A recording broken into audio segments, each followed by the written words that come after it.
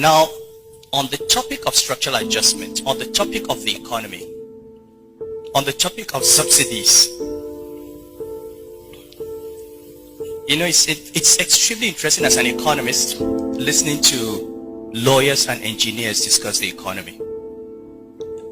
Extremely, beautiful analysis. To be honest, I can stand here today and I can give a few points that are contrary, a few points that explain perhaps what we're going through and how it was totally predictable, most of it, and maybe avoidable. But I'm not going to do that. I've chosen not to speak about the economy and the reforms, or to even explain anything, because if I explain, it would help this government, and I don't want to help the government. I don't want to help this government. They're my friends. If they don't behave like friends, I don't behave like a friend. So I watch them being stewed, and they don't even have people with credibility who can come and explain what they're doing. But I'm not going to help.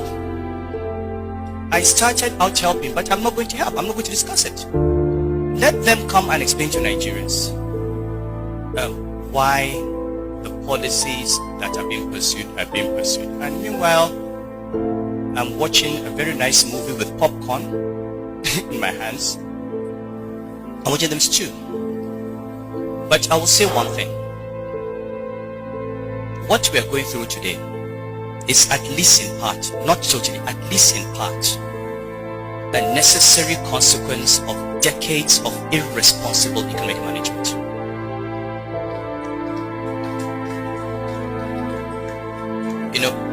People were told decades ago, if you continue along this path, this is where you're going to end up. If you continue, this is where you're going to end up. And they refused to listen. Now, is everything being done today correct? No. But like I said, when I'm ready to talk about the economy, I probably will. For now, I'm here to honor Chief Gani Fawemi. I'm here to remind us all about what he stood for, to ask us, to appeal to us, to plead with us, to go back, like I said recently, to that distinction between who we are and what we are. Who you are those things that Gani was. They're about your values, what you can control, what you are. You're a northerner, you're a southerner, you are rich, you are poor, you are a president, you are an emir. It's what you are.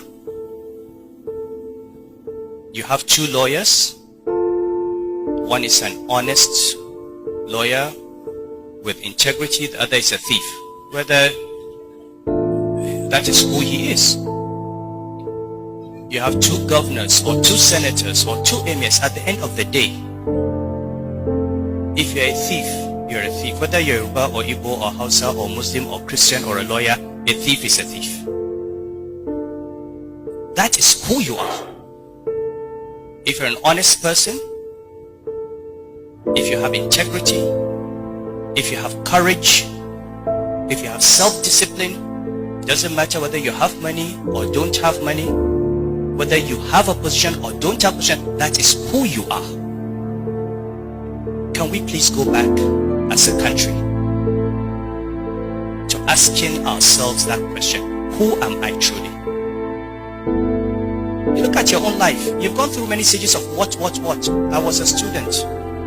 I was a banker. I was governor of Central Bank. I was an emir. I was a dethroned emir. I'm an emir.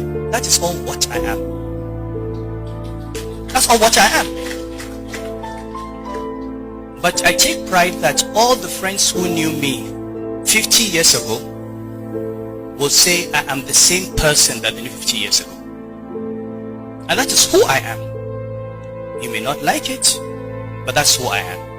Can we please begin to ask ourselves and stop taking pride in these ephemeral, fake things that we have. People get into power, they clothe themselves in power given to them by the Constitution and the law, and they think it belongs to them. People struggle to get into office and they have no idea what to do with it. You go to office and you make money. Why do you want to go into politics to make money? Go into business. Look at Aliko Dangote. He's not a governor. He has money. Go and be an Aliko Dangote. Why do you want to be a governor or a minister to make money? If you want money, go and be a businessman. You go into government to serve the people. If you do not want to serve the people, don't go into government. Simple.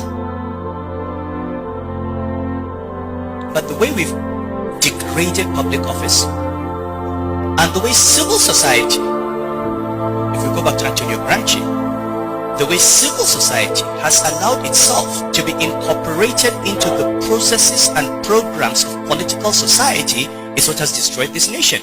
Who is there to hold political society to account? Why is the Nigeria Bar Association? Why is the Nigeria Labour Congress? NLC, where are the Hassan Sumonus of today? Where are the journalists? Where are the academics? Where are the public intellectuals? Everybody has gone into political society. Everybody is, if you're not in there, you're looking for a contract, or you're looking for an appointment, or you're looking for some favor, and therefore you cannot face political society and hold political society to account. And this is exactly what Antonio Gramsci talked about when he analyzed the hegemonic state. And this is what we're becoming.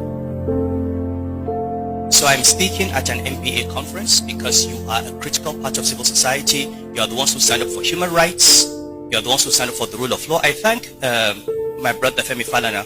When we had this funny judgment by the Federal High Court, he came out and spoke about it. I'm not a lawyer, but even as a non-lawyer, I know Federal High Court has no jurisdiction on chieftaincy matters. So I can't believe that the lawyers who took the case didn't know. I can't believe that the judge who ruled didn't know. They all knew.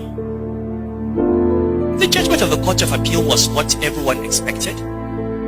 But for 8 months, we have had a perverse judgment driven by politics.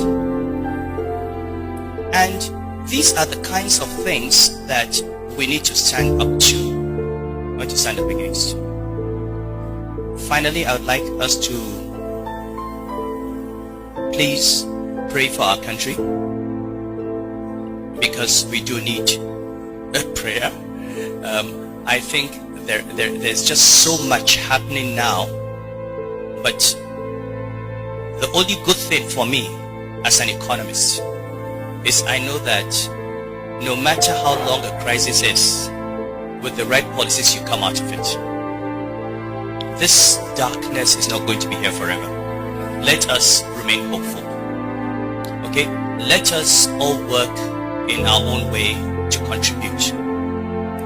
Advice, criticism, bring in investors, and also let us see the good in our country, because there is a lot of good that's happening as well.